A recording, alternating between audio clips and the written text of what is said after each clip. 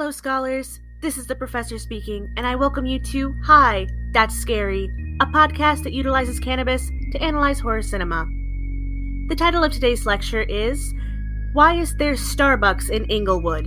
The Complicated Interweavings of Gentrification, Part 1. I would like to introduce our first adjunct professor, Tree. Would you like to introduce yourself a little bit? Hello, scholars. This is, as your professor says, the adjunct professor Tree. I don't know what else to say about myself. We didn't discuss this. That's fine.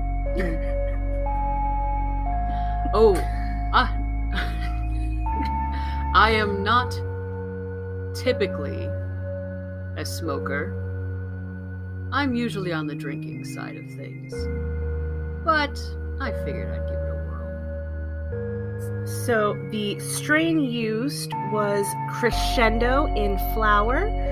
This has effects on some energy as well as relaxation. It's a hybrid strain that I personally noticed had some really nice creative properties. I didn't feel sleepy at all, and that's saying something for me. Yeah, you get very tired. Know, scholars, that your professor is a professional at what she does.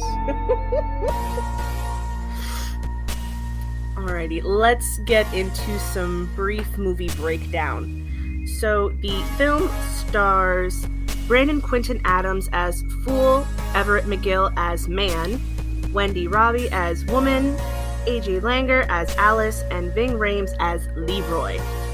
It was written and directed by Wes Craven, and the film came out in 1991. The title is The People Under the Stairs. I gotta say, scholars, I am not one who indulges in horror on the day-to-day basis, at least not like your professor does. But at the end of that, I kind of sat back and I said, I would watch this again. And I still can't believe I said that. So a basic gist of the film is there is a child on his 13th birthday, Fool, who goes with his sister's boyfriend, Leroy, to rob his landlords. Essentially, yeah. Now, these landlords are terrible, awful people. They leave their apartments to fall into great amounts of disrepair while charging enormous rates for rent and then kicking out those who cannot pay. In the hopes that they can bulldoze over these dilapidated buildings and build, and I quote, nice, clean condominiums with nice, clean people. So we're going to be doing things a little bit differently. We're not going to be going through each scene by scene of the film like I would normally do on my own, due to the fact that there is another person here, which means I can have a conversation for once. You don't have conversations with yourself? Well, I have to write out a whole script. So if you mean while I'm writing it, yes.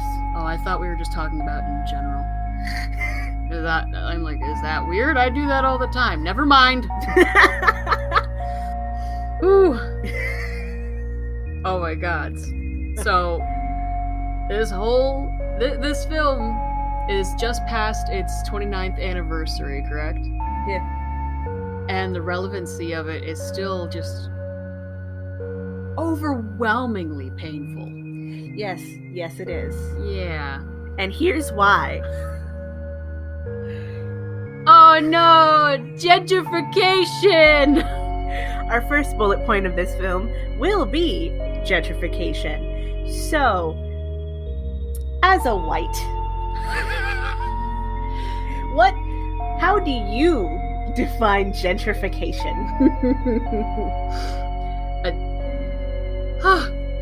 Okay, I swear to gods, I looked up the dictionary definition of gentrification before we went into this, and it's completely left my mind. But basically, it's where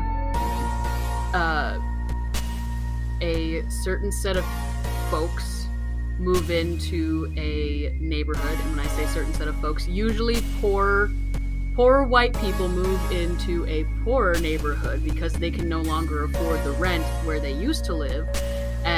So now that neighborhood is now a lot more diverse than it was previously, because it's quote unquote, because no one can afford rent anywhere else. And then the people who do have money and corporations and developers see, oh, the white people are here now. We can develop upon this and capitalize on this, therefore moving the higher prices or the higher rents and as we say, the Starbucks into the neighborhood, and therefore pushing these impoverished and underprivileged neighborhoods further and further out until there's nowhere that is nice to live, I suppose. While their old neighborhood is just suddenly riddled with cupcake shops and Starbucks and Chipotle. And is there Subway in Inglewood? I think there's a Subway in Inglewood. It's Subway though. Subway's like hood adjacent. Like, it's not exactly hood, but like when you go to like, it's like white people hood food. Yeah, I guess that makes sense. That was a very elaborate explanation or definition of gentrification, but essentially the less impoverished move in on an impoverished neighborhood to then develop upon and capitalize what is there, because it's cheap real estate. You see it all the time, especially where we live now. Like, it's... Yes. Especially everywhere. I've lived in a million different places across the world, and I've seen it all over the place. It's not something that is just narrowed down to a certain area. It's not just a thing that's in the States. It's a thing that's in the UK. It's a thing in Japan. It's a thing in Germany. It's everywhere. Definitely. That very good breakdown. All right, so yes, gentrification is when primarily white people will come into predominantly black, brown neighborhoods and start buying up real estate, be that apartments or stores, to develop into quote-unquote nicer establishments. So that's when you see the loss of bodegas and a influx of Stop and Shop. Stop and Shop? Stop and Shop. But that's like, I feel like Stop and Shop is like the poor white people, kind of. What poor white people you know went to Stop and Shop? Stop and Shop was expensive for us. I don't know. I've never been to Stop and Shop, honestly. Stop and Shop is kind of pricey. Is it? Your son is being bold. Yeah, we never went to Stop and Shop because it was like money. I've never been to a Stop and Shop. I don't even know what it is. I know it's like a grocery store, but also maybe a gas station, or is that ShopRite that I'm thinking of? Both of them do that. But so does Sam's Club. I never understood people shopping at Sam's Club unless you were shopping for like your town's Rod and Gun Club. Oh wow, I'm really showing my ruralness here, aren't I? But yes, essentially what you're saying, it is the rejuvenation and the revitalization of a neighborhood. I, at one point in my career, was employed by a place that wanted to rejuvenate and revitalize a neighborhood that's predominantly black and brown. Or it was. Oofda! Alright, so in order to gentrify an area, it needs to be impoverished in some way. And when you are in an impoverished area, what are you finding there? Poverty! Now, poverty is obviously a multi-layered issue extending back centuries. For the sake of this discussion with people under the stairs, we are primarily talking about a black neighborhood, so this poverty is extending back through time when we hit slavery. After slavery, once the people were released from bondage, some states decided, We don't like that. Let's figure out a way around this. And that is how we have the prison industrial complex. With that, you end up with a lot of people who have a very hard time making money because of systemic racism. In order for me to break that down any further, we'd need to do a whole nother episode. Sorry, scholars, it's not happening. I mean, you're going to be doing a whole nother episode anyway, but like... That's next week's problem. Alright. When people are in poverty, there are certain impacts that happen upon them from their situations. And examples of those impacts are present in the film. The first thing that we see when we first start the movie is Fool and his sister Ruby discussing tarot cards. After which we see a bit more of them interacting, and we find out that Ruby is a sex worker. Now, this is not to say that sex work is not valid or only a viable option for people who are poor. However, it is an occupation that is commonly staffed by people who don't quite have as many opportunities as other people. That's not to say that it can't be a choice, but it is to say that sometimes it's kind of not. I stand for consensual sex workers. Yeah, in all aspects. Very much so. And from the film, it doesn't seem like Ruby's like really ashamed of it. No. It's mentioned, which I appreciate. Like, they aren't disparaging her for being a sex worker. They're just like, yeah, she does this. I also noticed that her boyfriend didn't really disparage her for actually doing sex work, but the idea of what you touched on, how poverty leads into that. Ruby's boyfriend, his name was Leroy, so he weighed in on this conversation that Ruby and Fool were having about what they can or cannot do to help their mother, who is experiencing another problem when it comes to impoverishness in the USA. Yes, Fool's mother has cancer. She got the cancer. Yeah.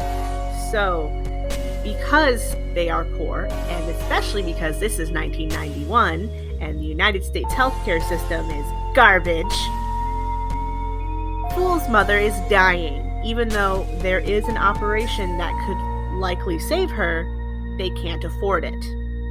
Because a human life is apparently worth what you don't have.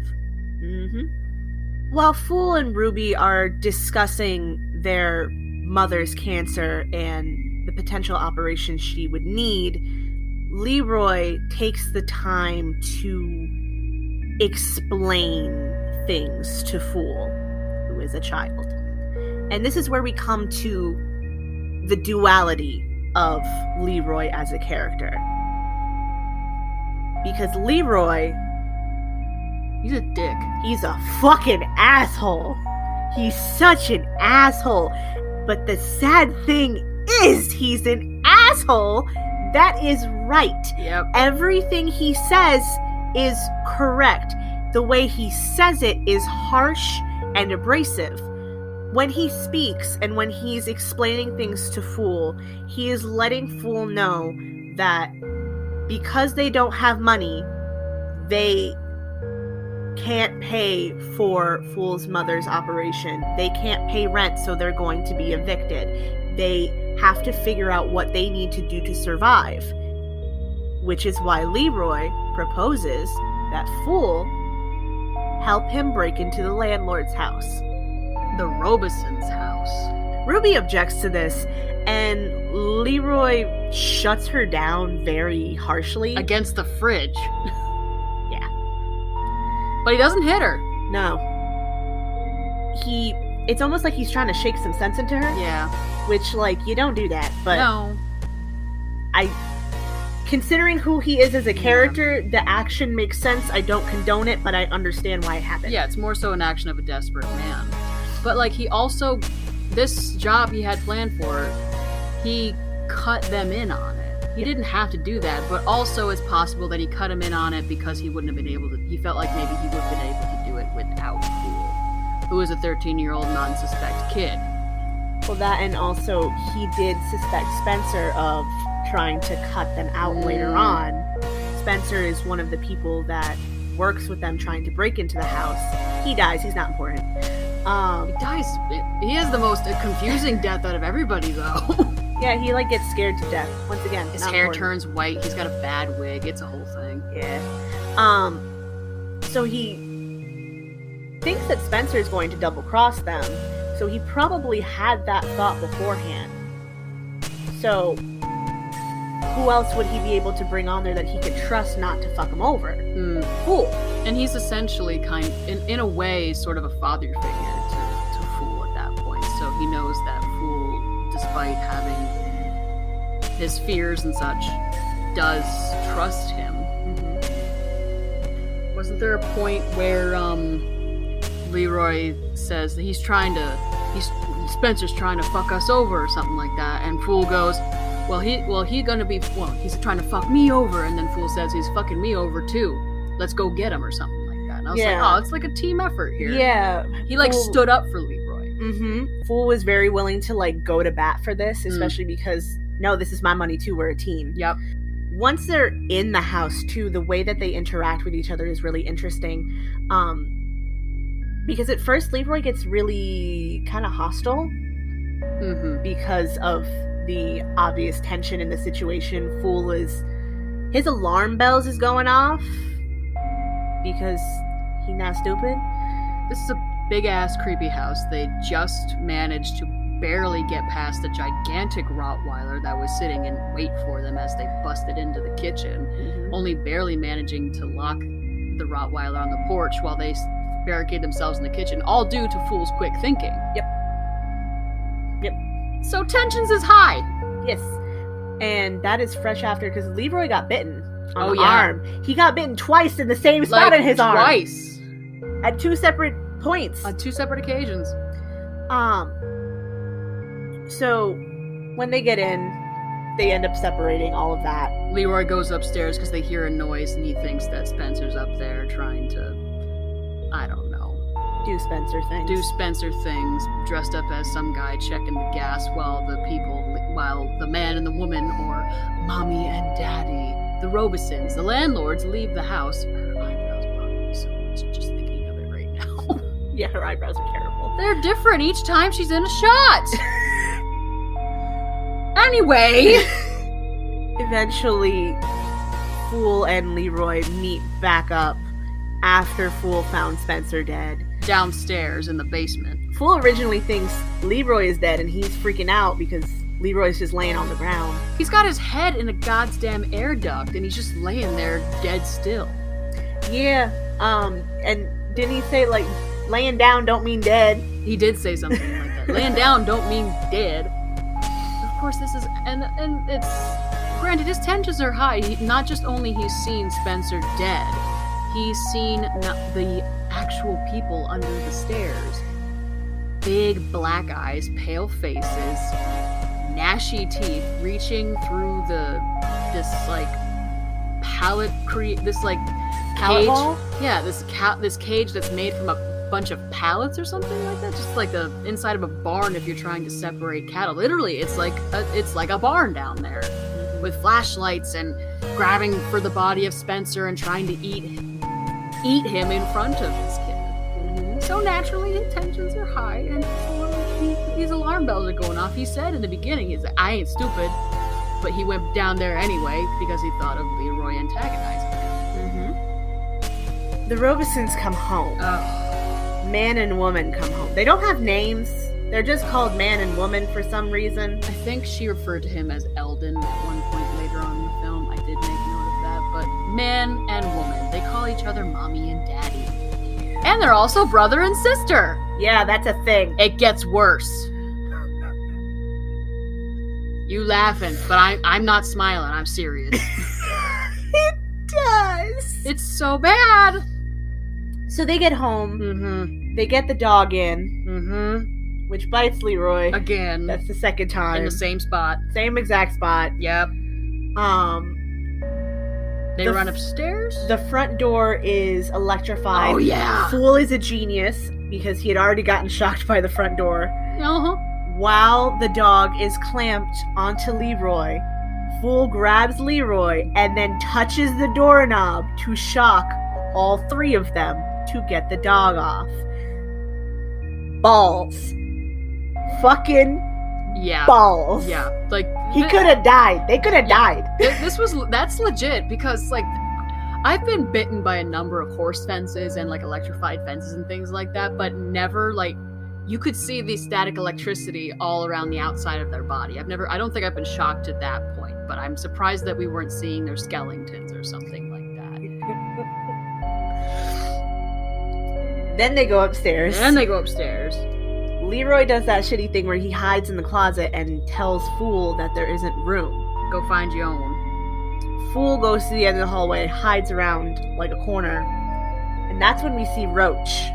Roach pops out the wall and can't talk because Roach had his tongue cut out. It looked great though. The prosthetics and the makeup. It was really gross. It was really gross. It looked great though. It was an interesting little tongue nub. Yeah. So Roach is this teenage boy that lives in the walls of the Robesons because he escaped before they could kill him. So he kind of antagonizes them through the walls.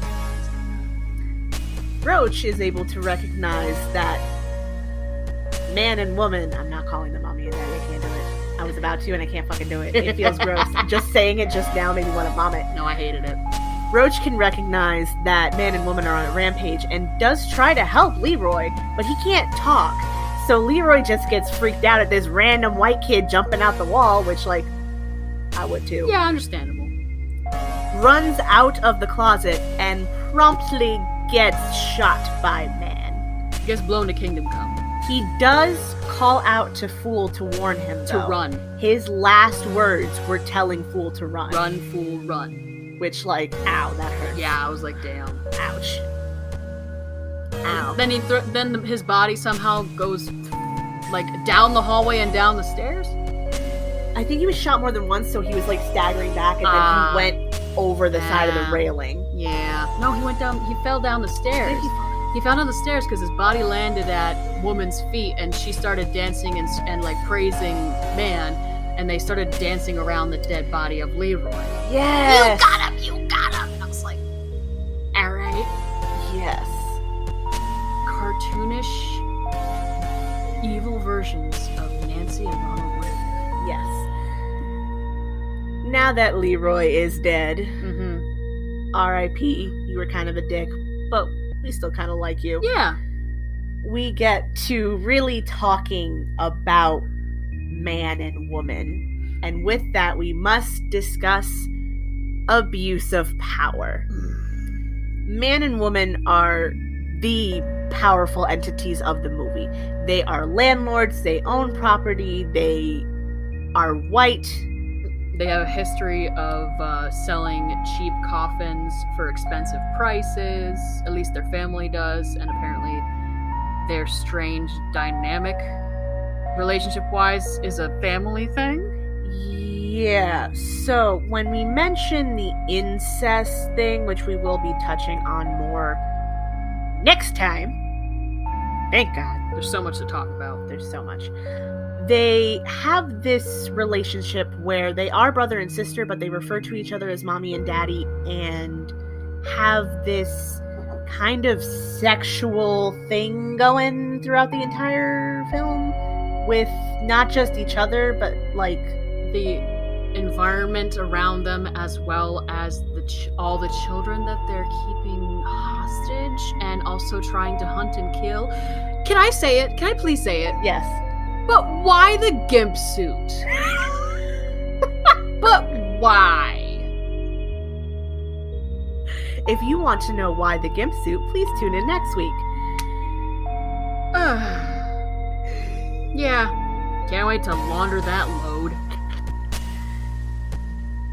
aside from the weird, not gonna young people's yum, weird, but It's a very specific kink, though. they have a very specific kink, and they're bad people, so I kind of feel less bad about kink shaming them. Like, don't kink shame, but like, they're bad people, so I feel less bad. Also, the distortion of Christianity, which is a very common thing that we experience in our modern world, no matter how boring that subject seems to be. People love using the Bible to create hate and spread hate and things like that. Yes, their most commonly used lines were, "May they burn in hell, forever and ever." Yep. See no evil, hear no evil, speak no evil.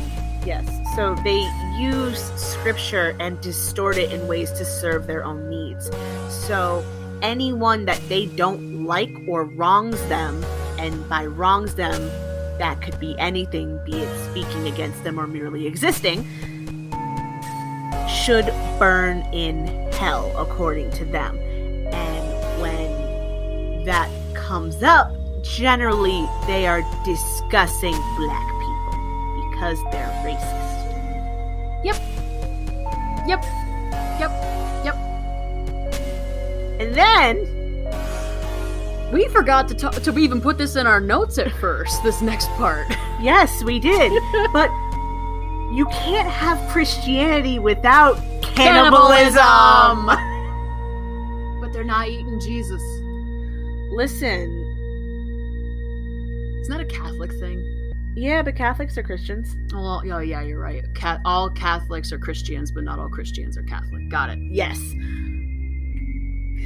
So they eat people who drop by, whether it be like the propane guy, salesman, I don't know. Were the dolls in the beginning of the movie? Yeah. Okay, so we didn't even talk about Alice. Alice is in the next part. That's true. Cannibalism. Yes, cannibalism. So, man and woman have at least a dozen, I would say. The people under the stairs? Yes. At least a dozen. At least a dozen. Maybe 15, 20. Something like that. A little over a dozen now adults, but they were children, people that are situated under their stairs in the basement. Situated is a very kind way to put it. It is a very kind way to put it. They're in a cage. A big wooden cage. Yes. In the dark. Mm-hmm. And in order to feed them, they give them people. Yeah, your professor doesn't even need to mince words. That's literally what they do. Yeah. They did it on screen in front of Fool. Yes. To Leroy's body. Yes. Man cuts up Leroy's body. You said like a deer? Yeah, he hung him up by his feet and gutted him like a deer. Gross. Super gross. Yeah. He only emptied out the abdomen though. So and he literally just threw everything into this little cesspool they have in their basement where they keep other bodies to rot and such. Yeah. He only kind of scooped out the middles. Yeah. They kind of try to keep them hungry. Yeah, that's literally a direct quote. So he tells Fool that, he's chewing on like part of his pancreas or something. Yes. Man does eat pieces of Leroy as he is cutting him up. Mm-hmm. Like he's a carrot or something. Yeah. Cannibalism. After Leroy is thoroughly disemboweled and then shoved into a weird cesspool. Yeah, it was like Disturbia vibes in there. I was like, yo, where's Shia LaBeouf at? Yeah. He's all bloody and gross. Which is really funny to think about, like, the Ronald Reagan parallel, because then all you see is Ronald Reagan, like, covered in mouth blood. And also your Disturbia reference works because... Yeah, actual cannibal Shia LaBeouf! But, yeah, so, man... He's such a good boy. He can be. Every celebrity. Anyway. Man eventually just kind of leaves Fool to get eaten by the stair people. Yep, he shoves him in there. Yeah, just shoves him in with the stair people. It's like, you get eaten now. Goes up, tells woman that he's in there with the people under the stairs. Then Our favorite little living in the wall boy shows up. Roach saves the day like he always fucking does. Which we will discuss next lecture. Yeah. After touching on cannibalism, which is illegal, let us talk about our favorite horror movie trope. This trope that keeps showing up in your episodes for some reason. Every single episode. You know why? Why? Because, like in film, law enforcement is inept. Inept law enforcement trope. Ba-da-ba-da. Oh man. It's so, tiring. It is so tiring. It's always fun to joke about, but then at the end of the day, it's Yeah. Also, that one cop was weirdly pretty. I was like, who's this twink and what's he doing in the law enforcement? Any whoosies, cops show up because there's two instances of the cops showing up. The first one is not too long after Leroy's dead because Fool's in the bathroom.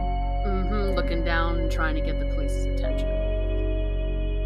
The police are there because the van, which Spencer and Leroy had taken to do the robbing, had been involved in previous robberies. So law enforcement were able to locate the vehicle. It's funny because the previous robberies were actually to the Robeson's stores.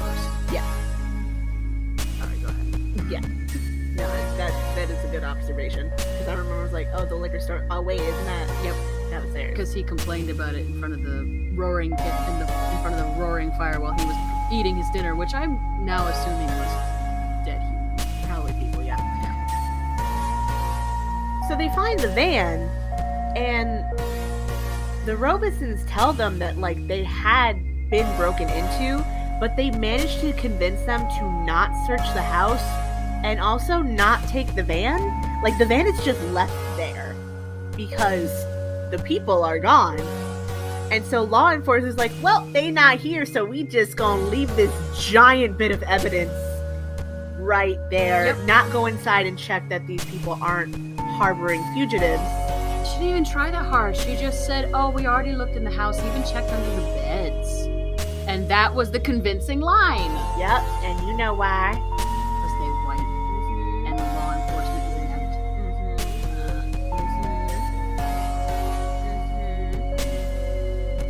So they just leave.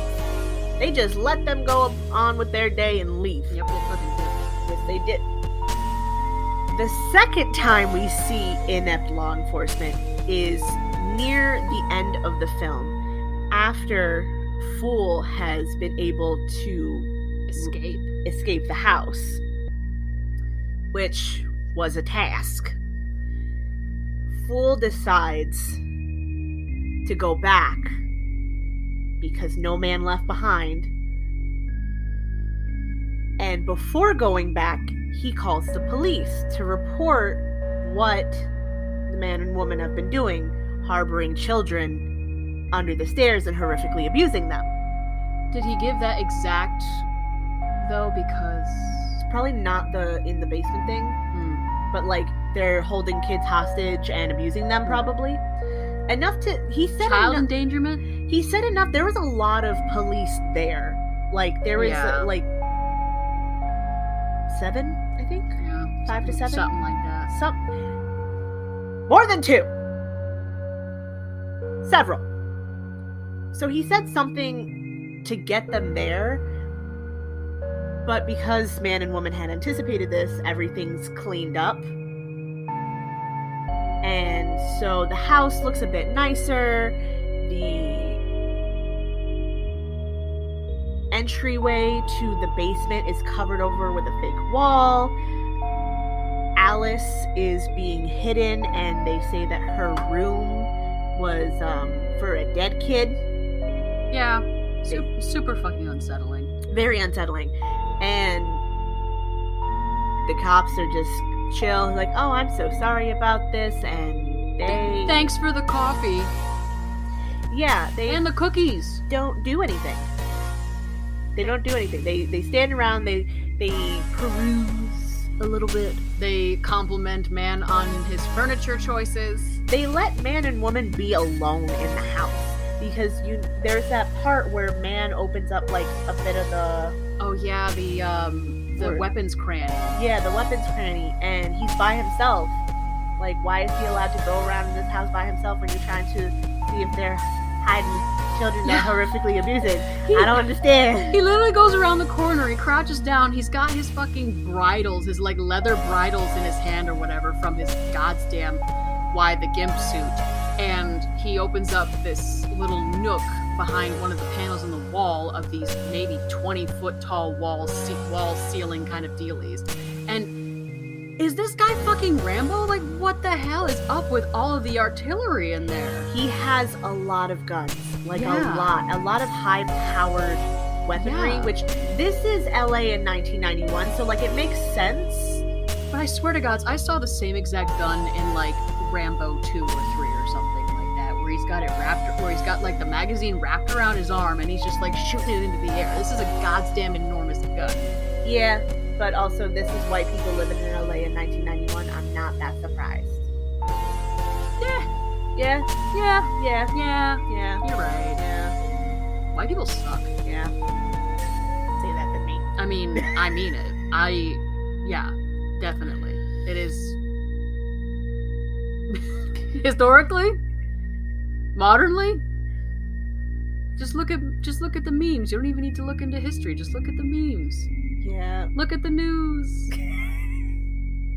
You look at history, you're gonna be really upset, and we'll talk. And like that goes right back into the distortion of Christianity. I'm a medieval history kind of person. I could talk all day about this, but this is not the conversation that I need to lead. This is a conversation that needs to be led by people of color. So I will defer to you, Professor.